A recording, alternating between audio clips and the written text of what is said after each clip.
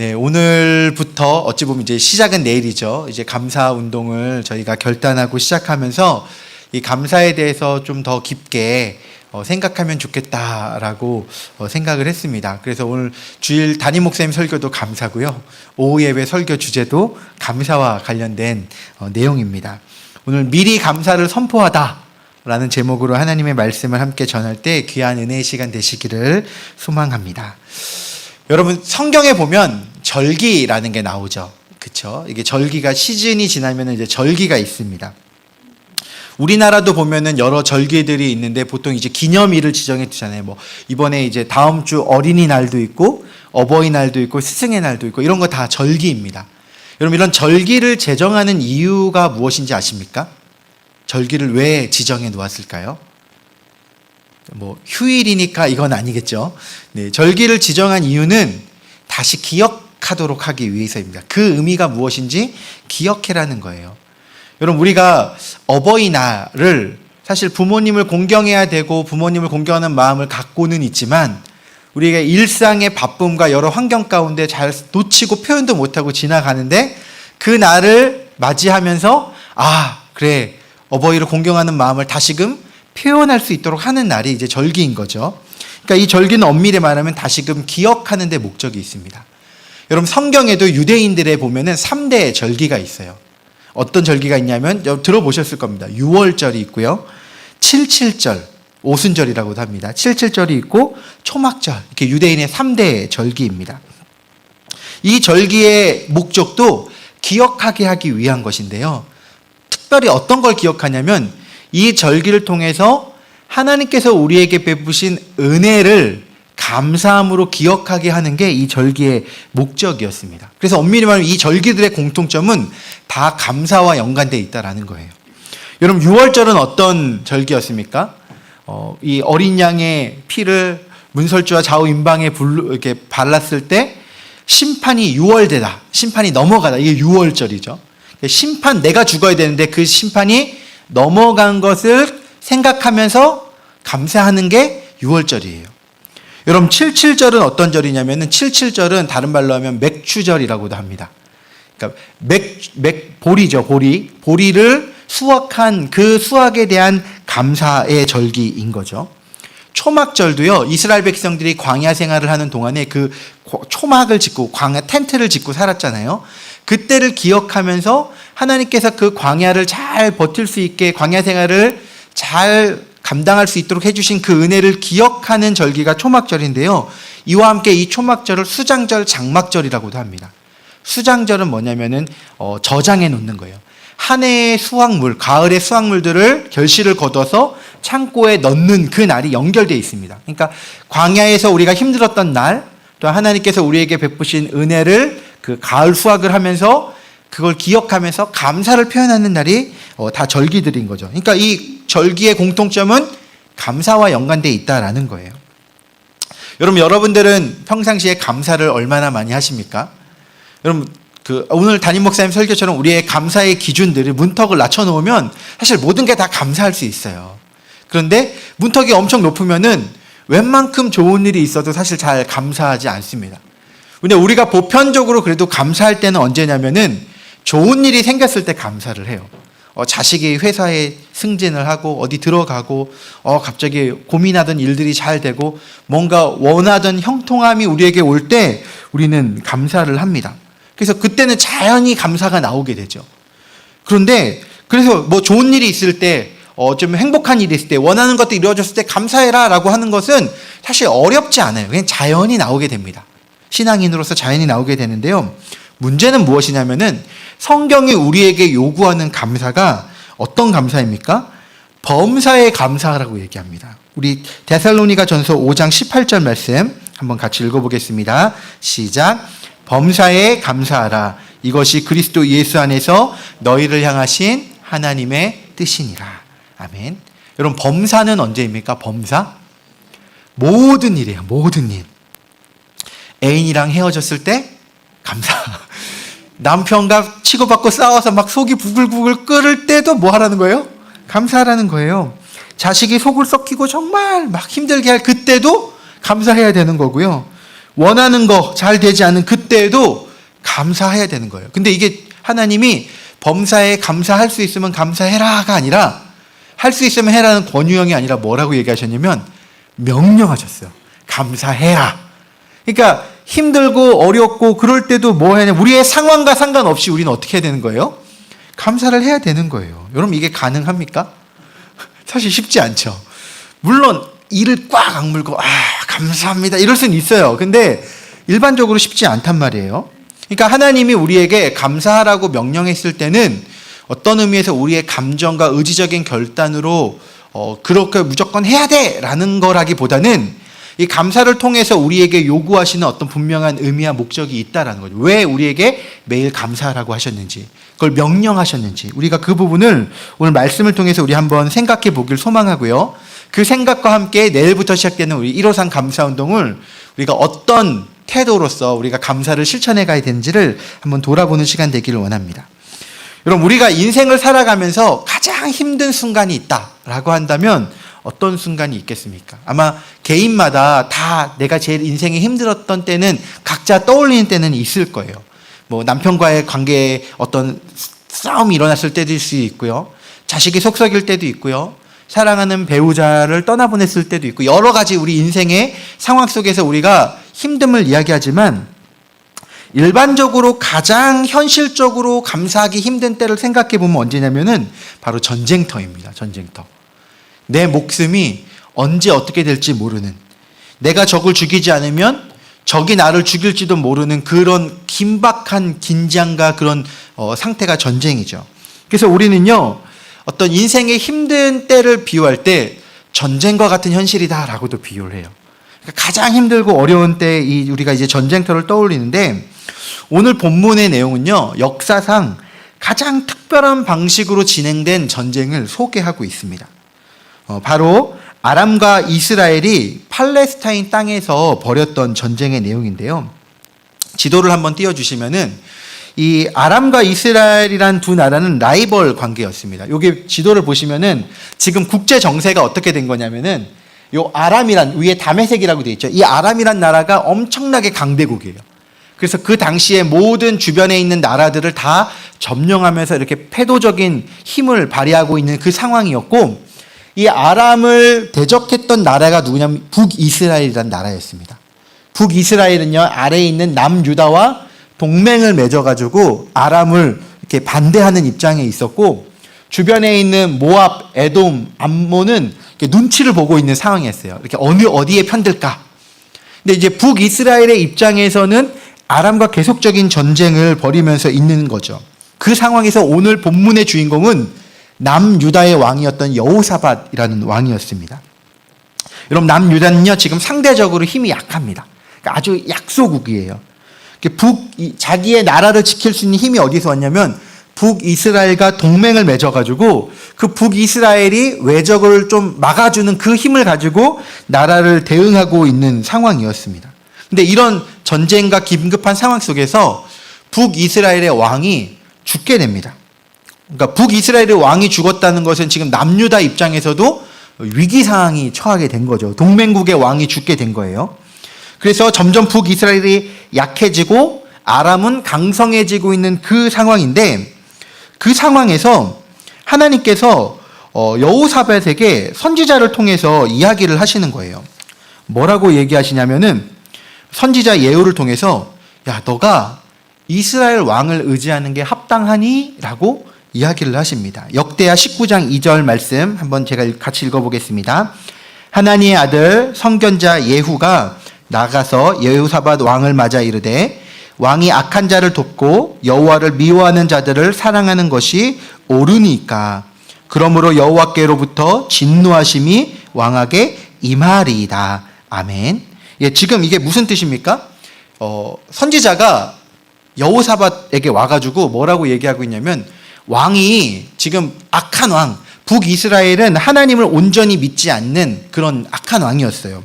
그 왕을 의지해서 동맹을 맺어서 이 위기를 극복하려고 하는 게 맞습니까? 이거 하나님께서 인정하는 일이 아닙니다. 라고 이야기를 하는 거예요.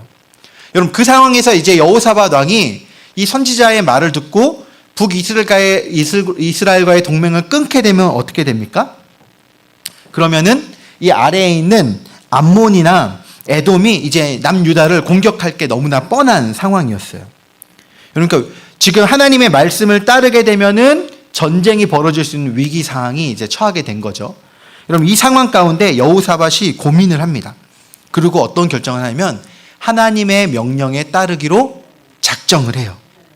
그리고서 이 작정을 하는데, 여러분, 뻔히 지금 내가 이 동맹을 끊으면 위기가 올 거야를 알지만 그럼에도 불구하고 여호사밧이 하나님의 명령대로 순종하기로 작정한 이유는 무엇이냐면은 하나님을 믿는 것이 내 인생의 가장 중요한 힘이다라는 것을, 그 마음을 붙들기 위해서였습니다. 여러분, 하나님께서요, 때로는 우리를 하나님 편에 서서 결단하게 하시기 위해서 우리에게 현실적인 어려움에 직면하게 하실 때가 있습니다. 그러니까 우리가 일반적으로는 하나님께 나아가지 않고 기도하지 않고 하나님을 찾지 않기 때문에 때로는 하나님께서 어떤 환경의 여러 어려움들을 통해서 하나님께 의지하지 않으면 안 되게끔 때로는 우리를 그렇게 인도하실 때가 있다라는 거예요. 이걸 우리가 어찌 보면 광야라고도 표현하는데요. 광야에는 의지할 게 없죠. 오직 하나님밖에 의지할 수 없는 환경을 하나님께서 우리에게 마련해 주시고 그 속에서 하나님만을 의지하는 훈련을 우리에게 요구하실 때가 있다라는 것입니다. 여호사밧의 관점으로 보면 이스라엘과의 관계를 끊는 것은 매우 위태롭고 어려운 상황이지만, 하나님의 관점으로 보면은 의지하지 말아야 될 대상을 의지하면서 현실적인 안정감을 가지려고 했던 태도를 끊고 오직 하나님만을 의지해라 라고 하나님 지금 요구하고 계신 상황이었다라는 거죠. 하나님은요, 눈에 보이는 것보다 하나님을 신뢰하는 믿음으로 서기를 더 요구하고 계셨던 것입니다. 그래서요, 여호사밧이 힘들었지만 작정하고 북이스라엘과의 동맹을 끊어버립니다. 그리고 하나님을 의지하는 선택을 합니다. 현실적으로는 쉽지 않은 결정이었지만 결국은 실천을 하는 거예요. 그리고 예상했던 대로 어떤 일이 벌어지냐면은 전쟁이 벌어졌습니다. 에돔과 암몬과 모압이 연합해서 남유다를 직접적으로 쳐들어오는 상황이 벌어지게 된 거죠. 여러분, 우리가 하나님을 믿을 때 오해할 수 있는 것 중에 하나가 뭐냐면, 하나님을 믿으면 하나님이 내 삶에 형통함을 주시기 때문에 어떤 문제와 어려움도 없이 잘 될 거야 라고 기대하고 소망하며 신앙생활을 할 때가 분명히 있습니다. 그런데요, 하나님을 잘 믿어도, 하나님의 뜻대로 열심히 순종해도요, 때로는 우리의 상황에 전쟁이 찾아올 수 있다는 거예요. 하나님을 잘 믿고 하나님의 뜻대로 살아가도요, 우리의 삶 속에 예상치 못한 수많은 어려움과 고난들이 우리의 삶에 찾아오게 될 수 있다라는 것입니다. 중요한 것은 무엇이냐면, 그때 그 환경과 문제 자체가 중요한 것이 아니라 그 문제 앞에서 내가 하나님 앞에 어떤 태도로 서 있는가가 매우 중요하다라는 거예요. 여호사밧은 지금 하나님께 집중하기로 선언하고 지금 이 남유다 전체적으로 보면은 말씀 개혁 운동을 일으켰습니다. 우리가 하나님 앞에 다시금 말씀을 회복하자, 예배를 회복하자 하고 힘쓰면서 사회 운동을 일으키고 있는 시점이었어요.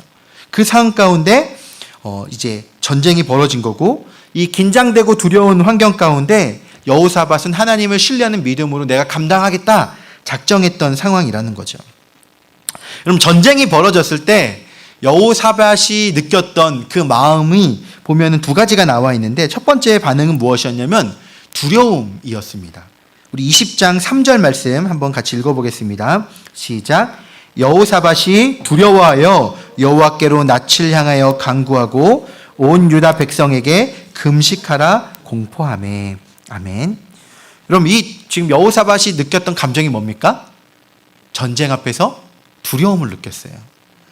여러분, 이 두려움이 사실은 매우 위로가 됩니다. 그러니까 신앙의 위인들이 느낀 두려움을 우리 말씀을 읽으면서 위로하고 격려받게 될 때가 되게 많이 있어요. 왜냐하면 성경에 있는 사람들 보면 항상 믿음도 좋고 뭔가 어려움이 있어도 다 하나님만 신뢰하면서 다 감당해내는 나와 다른 어떤 초인들 같이 느껴질 때가 있는데, 아, 그 사람도 나랑 똑같이 두려움을 느끼는구나. 그 사람도 염려하고 걱정하는구나. 여러분, 그것이 우리에게 되게 위로가 되는 것이죠. 그래서 사람들이요, 사실 다 보면 행복하게 사는 것 같아도요, 그 안에 보면 다 두려움도 있고요. 걱정하는 마음들이 있습니다. 신앙이 좋아도요. 두려운 건 두려운 거죠. 걱정대로 되고요. 염려는 염려대로 됩니다. 중요한 것은 두려워하는 것 자체가 잘못이 아니라는 거예요. 중요한 것은 이 두려워하는 사실 자체에 넘어질 것이 아니라 이 두려움의 상황 가운데 내가 어떻게 나아가는가, 이 두려움을 안고 어떻게 이 문제를 해결해 가는가 하는 게 중요한데요. 여호사밧은요, 이 상황 가운데 이 두려움의 마음을 갖고 하나님 앞에 나아가서 기도하고 금식하기로 작정했다는 것입니다. 4절 말씀 한번 읽어보겠습니다. 유다 사람이 여호와께 도우심을 구하려 하여 유다 모든 성읍에서 모여와서 여호와께 간구하니라. 여호사밧이 두려워서요, 백성들한테 자, 우리가 다 모여서 함께 기도하고 금식하자. 이제 우리의 문제를 해결할 수 있는 길은 하나님밖에 없다 선포하고 기도를 한 거예요. 이 여호사밧이 이 5절 이후에 보면 기도의 내용들이 나오는데, 이 기도의 내용을 요약하면은 크게 세 가지입니다. 첫 번째는 누구냐면, 하나님은 누구십니까? 라고 물어요. 하나님, 우리 이스라엘을 사랑하시는 우리의 하나님이시지 않습니까? 하나님 어떤 분이십니까? 질문합니다. 그리고 하나님에 대한 고백을 합니다. 하나님은 우리를 이 땅 가운데서 살게 하신 분이 하나님이십니다. 그리고 우리 하나님은 하나님 앞에 선한 몸부림으로 나아갈 때 우리를 지키시겠다 약속하신 분이지 않습니까? 하나님, 우리의 이런 위기와 어려움 가운데 하나님을 보여주십시오 라고 기도를 합니다. 그러니까 기도하는 데 있어서 제일 중요한 두 가지 요소는 그겁니다. 첫 번째 뭐냐면, 나는 하나님을 어떻게 인식하고 있는가? 하나님은 누구신가? 하나님 전능하시고 날 사랑하시고 하나님 날 아끼시는 분이시다 라는 그 하나님에 대한 명확한 인식이 있어야 돼요. 우리가 보통 실망할 때는요, 환경 때문이 아닙니다. 하나님에 대한 오해 때문에 실망하게 될 때가 많이 있어요.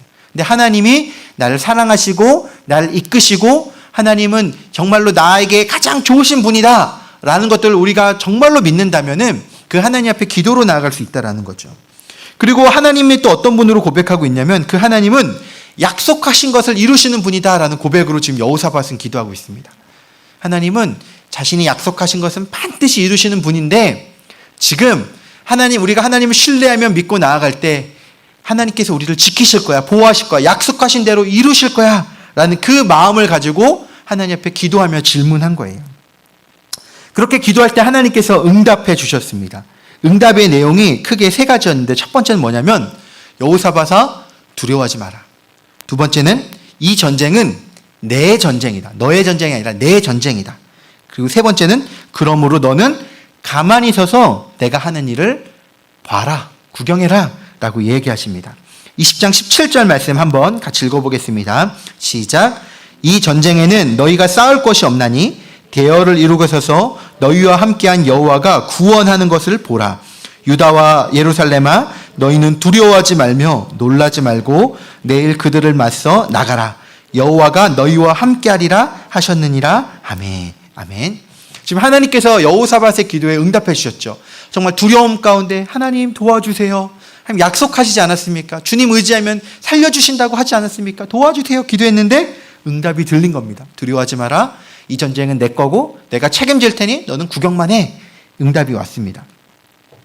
여러분, 정말로 우리가 전쟁과 같은 현실을 만나게 될 때 두려워해야 될 것이 사실 우리 눈앞에 보면 되게 많습니다. 적군은 얼마나 많은지, 현실적인 문제가 얼마나 많은지 우리 눈에 그것만 보입니다. 그런데 정말 우리가 두려워해야 될 분은 누구냐면 하나님 한 분밖에 없어요. 내가 하나님 앞에 어떤 모습으로 서 있는가, 그거를 두려워해야 되는 것이죠. 문제의 심각함이 아니라 그 문제 가운데 있는 하나님을 보지 못하는 것을 우리가 가장 두려워해야 되는 것입니다. 여러분, 하나님이 함께 하시면 사실 전능하신 분이시잖아요. 전능하신 분이 함께 하시면 사실 문제는 끝난 거 아닙니까? 근데 우리가 다른 것 자체를 걱정할 필요가 없다라는 거죠. 여호사밧은요, 이 전쟁이 하나님의 전쟁이라는 것을 선포받은 그 상황 가운데 하나님의 약속을 신뢰하기로 나아갑니다. 그 고백이 21절인데요. 21절 말씀 한번 같이 읽어보겠습니다. 백성과 더불어 의논하고 노래하는 자들을 택하여 거룩한 예복을 입히고 군대 앞에서 행진하며 여호와를 찬양하여 이르기를 여호와께 감사하세 그의 인자하심이 영원하도다 하게 하였더니. 지금 상황을 보면 전쟁이 이제 내일 내일 전쟁이 벌어져요. 그 전쟁을 앞두고 하나님 앞에 응답을 받았습니다. 그 응답을 받고 나서 사람들이 백성들과 모여서 여호사밧이 의논을 해요. 이 전쟁을 우리가 어떻게 감당할까 의논을 합니다. 일반적으로 의논을 하면 사실 뭘 의논하겠습니까? 전술 전략을 의논하겠죠. 어떻게 공격하고 어떻게 수비하고 병참은 어떻게 해가지고 어떻게 우리가 후방 지원하고 뭐 이런 거 의논해야 될 거 아니에요. 그런데 이들이 의논한 것은 무엇이냐면 우리가 어떻게 하나님을 찬양할까를 의논을 합니다.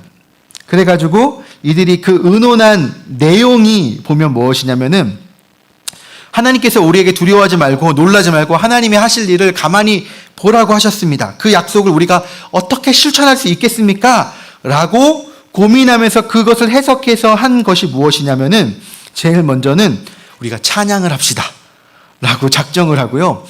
찬양대를 모집을 합니다. 찬양대를 모집해서 이 찬양대를 예복을 입히고 어디다 세우냐면은 군대 뒤가 아니라 군대 앞에다 세워요. 전투를 해야 되는데 찬양대가 제일 앞에 있고요. 뒤에 군사들이 있는 거예요. 찬양대를 앞히고 그 찬양하기로 결정을 하고 그 노래를 선곡을 했는데 그 내용이 뭐냐면 감사의 찬송이라는 것입니다. 여호와께 감사하세 그 인자하심이 영원함이심이라. 그 찬양대가 앞에서 찬양을 하고 있고 그 뒤에 군대가 서서 있는 매우 이상한 형태의 전쟁을 준비를 한 거예요. 그리고 나서 실제 전투가 벌어졌는데 이 전투를 시작을 누가 하냐면 찬양대가 여호와 앞에 찬양하는 것으로 전쟁이 시작이 됩니다. 여러분 이게 사실 매우 특별하고 일반적이지 않은 상황인 거죠. 그러니까 지금 여호사밧은요 하나님께서 우리와 함께 하신다고 하셨다. 하나님이 책임지신다고 하셨고 우리한테 가만히 서서 구경하라고 했으니까 우리가 직접 싸울 필요 없어. 우리는 하나님이 승리하실 것이기 때문에 미리 하나님의 승리를 감사함으로 찬양함으로 나아가자라고 엄밀히 말하면 미리 감사를 선포하기로 결단한 거예요. 그리고 찬양을 합니다. 앞으로 무슨 일이 있을지 모르고 두렵지만 하나님의 약속의 말씀의 빛으로 볼 때 하나님께서 그렇게 승리하게 하실 것이기 때문에 이루어지지 않은 현실에 미리 하나님의 약속을 선언함으로 그 일을 감당하겠다라고 지금 결단을 한 거예요. 여러분 하나님의 약속을 내 현실에 선언하는 것, 전쟁이 선포되기 전에 감사의 찬송을 먼저 드리는 것, 미리 감사를 선포하는 것이 여호사밧의 결론이었다라는 것입니다. 이 믿음이요 결과적으로는 이스라엘 백성을 승리하는 힘이 됐습니다. 22절 23절 한번 같이 읽어볼까요? 시작. 그 노래와 찬송이 시작될 때에 여호와께서 복병을 두어 유다를 치러 온 암몬 자손과 모압과 세일산 주민들을 치게 하심으로 그들이 패하였으니 곧 암몬과 모압 자손이 일어나 세일산 주민들을 쳐서 진멸하고 세일 주민들을 멸한 후에는 그들이 서로 쳐 죽였더라. 아멘. 어떤 일이 벌어졌습니까? 그 노래와 찬송이 시작될 때 감사하기로 하나님 앞에 찬양하고 고백했더니 어떤 일이 됐냐면 그들끼리 전쟁이 벌어진 거예요. 아마 그들의 동맹이 좀 느슨했던 동맹인 것 같아요. 끈끈하지 않았던 것 같아요. 하나님께서 복병을 두어서 어떤 한 세력을 탁 치게 하시니까 그 세력이 얘들이 배반했나 보다. 그래서 서로 막 쳐서 연합해서 한 민족 세 명이 연합해서 공격했는데 둘이 연합해서 하나를 쳐서 없애버리고 그 다음에는 둘이 서로 쳐가지고 서로 다 멸망하게 되는 매우 신기한 상황이 벌어지게 됐다라는 것입니다. 그래서 이스라엘 백성들은요 손가락 하나 까딱하지 않고 찬양하면서 그들끼리 서로 치고받는 거 구경하고요. 그들이 죽은 이후에 그 노래하면서 전리품을 거두는 것으로 이 전쟁이 맞춰지게 됩니다. 여러분 정말로 특이한 방식으로 승리를 하게 되는 거죠. 여러분 이러한 역사가 실제 이스라엘의 역사에서 일어났다라는 거예요. 여러분 저는 이러한 놀라운 역사들이 우리의 삶 속에서도 함께 하기를 소망합니다. 그래서요 어찌 보면 감사는요 작정하고 미리 선포하는 것입니다. 여러분 우리가 감사한 일이 있을 때 좋은 일이 있을 때 감사하는 거 사실 너무 당연하잖아요. 근데 곰곰이 생각해 보면은 감사는요 매일 해야 되는 거예요. 항상 해야 되는 거예요. 왜냐하면 이미 하나님이 우리에게 감사할 만한 충분한 은혜를 베풀어 주셨어요. 우리를 구원해 주지 않으셨습니까? 죄로 인해 죽을 수밖에 없는 우리에게 예수 그리스도를 통해서 이미 구원해 주셨고 하나님의 자녀 삼아 주셨고 지금 여기까지 살아온 순간을 보면은 사실은 하나님의 은혜가 아니면 설명되지 않는 수많은 과정들을 통해 하나님 여기까지 이끄셨다라는 거예요. 그래서 우리가 지금까지 나를 이끄신 하나님의 인도하심과 그 구원해 주신 은혜를 생각해 볼 때 우리는 뭐 할 수 있는 것입니까? 감사할 수 있는 거예요. 또한 현재는 왜 감사할 수 있습니까? 그 하나님이 지금도 나와 함께 하셔서 나를 사랑하시고 나와 함께 하신다 약속하셨기 때문에 현재 고난과 어려움이 있지만 그 어려움을 승리하게 하실 하나님, 그 어려움 가운데서도 나를 강하게 하실 하나님, 나를 지켜주실 하나님의 그 은혜를 생각하면서 감사할 수 있는 거예요. 그리고 우리가 미래를 보면서 감사할 수 있는 이유는 무엇입니까? 하나님 나와 함께 하시면 미래는 어떻습니까? 확정된 거죠. 하나님이 책임지시고 보호하시고 돌보시겠죠. 그것을 우리는 미리 고백하는 거예요. 하나님 앞으로 나의 삶을 책임지시고 이 문제에 가는데 하나님의 선하신 뜻으로 함께 하실 것을 내가 믿기 때문에 미리 감사를 선포합니다. 이 감사로 나아가면은 여러분 때로는 고난도 감사의 제목이 됩니다. 아, 이 고난을 통해서 내가 나의 이러한 연약함과 부족함을 깨닫게 되었구나. 이 고난을 통해서 하나님이 나한테 이걸 알려주시려고, 이걸 깨닫게 하시려고 이 과정을 허락하신 거구나.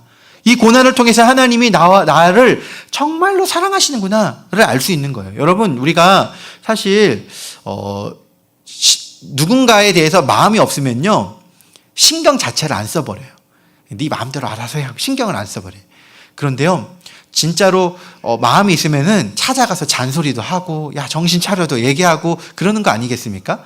하나님 우리에게 엄청난 관심과 사랑을 가지고 계셔서 그런 마음에서 우리에게 찾아오셔서 때로는 우리가 좋은 말로, 근데 우리가 계속 정신을 못 차리면 때로는 이렇게 몽둥이로 치시기도 하고 우리를 계속해서 우리에게 관심을 두시면서 우리를 깨우시는 거죠. 말씀을 마무리하겠습니다. 그래서 어찌 보면은 단순한 결과, 그것만 가지고 감사할 것이 아닙니다.